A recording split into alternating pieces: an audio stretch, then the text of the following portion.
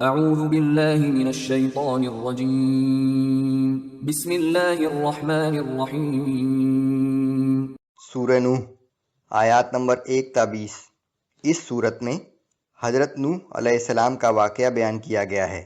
ایک طرف رسول اللہ صلی اللہ علیہ وآلہ وسلم کو تسلی و تشفی کہ تبلیغ دین ایک بہت مشکل اور صبر آزما کام ہے، تو دوسری طرف مشرکین مکہ کو انتباہ کہ جو لوگ اللہ کے رسول کی تکذیب کرتے ہیں وہ بہرحال خسارے میں رہتے ہیں۔ بسم اللہ الرحمن الرحیم۔ انا ارسلنا نوحا الى قومه ان انذر قومك من قبل ان يأتيهم عذاب علیم۔ بے شک ہم نے نوح علیہ السلام کو ان کی قوم کی طرف رسول بنا کر بھیجا اور حکم دیا کہ اپنی قوم کے لوگوں کو خبردار کر دے قبل اس کے کہ ان لوگوں پر ایک دردناک عذاب آ پہنچے۔ قال یا قوم انی لکم نذیر مبین۔ سو انہوں نے کہا کہ اے میری قوم کے لوگوں، بلا شبہ میں تمہارے لیے واضح طور سے خبردار کرنے والا پیغمبر ہوں۔ ان اعبدوا اللہ واتقوہ واطیعون۔ اور تم سے کہتا ہوں کہ اللہ کی بندگی اختیار کرو، اسی سے ڈرو اور میری اطاعت کرو۔ یغفر لکم من ذنوبکم ویؤخرکم الی اجل مسمی۔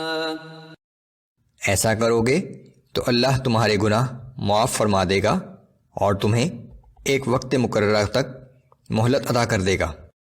ان اجل اللہ اذا جاء لا یؤخر لو کنتم تعلمون۔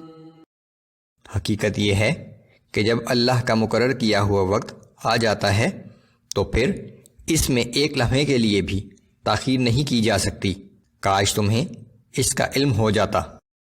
قال رب انی دعوت قومی لیلا ونہارا۔ بالآخر نوح علیہ السلام نے عرض کیا کہ اے میرے رب، میں رات دن انہیں توحید کی دعوت دیتا رہا، فلم یزدہم دعائی الا فرارا۔ لیکن میری دعوت کا صرف یہی اثر ہوا کہ ان کی سرکشی بڑھتی ہی گئی۔ وَإِنِّي كُلَّمَا دَعَوْتُهُمْ لِتَغْفِرَ لَهُمْ جَعَلُوا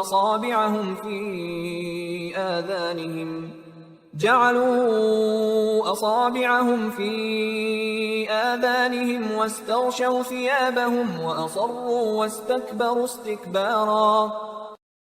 اور جب بھی میں نے انہیں تیری طرف رجوع کرنے کے لیے بلایا تاکہ تو انہیں بخش دے تو انہوں نے کانوں میں انگلیاں ٹھونس لیں اور اپنے منہ کپڑے سے ڈھانک لیے اور بڑے تکبر سے کفر ہی پر اصرار کرتے رہے۔ ثم انی دعوتهم جہارا۔ پھر میں نے پکار پکار کر انہیں تیرا پیغام پہنچایا۔ ثم انی اعلنت لهم واسررت لهم اسرارا۔ پھر میں نے انہیں اعلانیہ بھی سمجھایا اور علیحدگی میں انفرادی طور سے بھی۔ فقلت استغفروا ربکم انه كان غفارا۔ میں نے ان سے یہ بھی کہا کہ اپنے رب سے مغفرت طلب کرو، بے شک وہ بہت مغفرت کرنے والا ہے۔ یرسل السماء علیکم مدرارا۔ وہ تم پر آسمان سے موسلا دھار بارش برسائے گا۔ وَيُمْدِدْكُمْ بِأَمْوَالٍ وَبَنِينَ وَيَجْعَلْ لَكُمْ جَنَّاتٍ وَيَجْعَلْ لَكُمْ أَنْهَارًا۔ اور تمہیں مال اور اولاد دے کر تمہاری مدد کرے گا، تمہیں بہت سے باغات عطا کر دے گا اور تمہارے لیے نہریں جاری کر دے گا۔ مَا لَكُمْ لَا تَرْجُونَ لِلَّهِ وَقَارًا۔ تمہیں کیا ہو گیا ہے کہ تم اللہ کی عظمت و وقار کا بھی لحاظ نہیں کرتے؟ وَقَدْ خَلَقَكُمْ أَطْوَارًا۔ اور تم اس حقیقت پر غور نہیں کرتے کہ اس نے کس طرح تمہیں مختلف مراحل سے گزار کر پیدا کیا ہے؟ أَلَمْ تَرَوْا كَيْفَ خَلَقَ اللَّهُ سَبْعَ سَمَاوَاتٍ طِبَاقًا کیا تم نہیں جانتے کہ اللہ نے کس طرح 7 آسمانوں کو ایک دوسرے کے اوپر بنایا ہے؟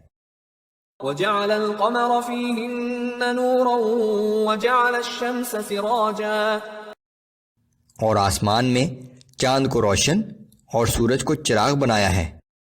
وَاللَّهُ أَنبَتَكُم مِّنَ الْأَرْضِ نَبَاتًا اور اللہ نے کس اہتمام سے تمہیں زمین ہی سے نباتات کی طرح پیدا کیا ہے۔ ثُمَّ يُعِيدُكُمْ فِيهَا وَيُخْرِجُكُمْ إِخْرَاجًا پھر وہ تمہیں اسی زمین میں واپس لے جائے گا اور روز قیامت پھر اسی زمین سے تمہیں باہر نکالے گا۔ وَاللَّهُ جَعَلَ لَكُمُ الْأَرْضَ بِسَاطًا لِتَسْلُكُوا مِنْهَا سُبُلًا فِجَاجًا اور اللہ نے زمین کو تمہارے لیے فرش کی طرح ہموار بنا دیا تاکہ تم اس کے کشادہ راستوں پر چل پھر سکو۔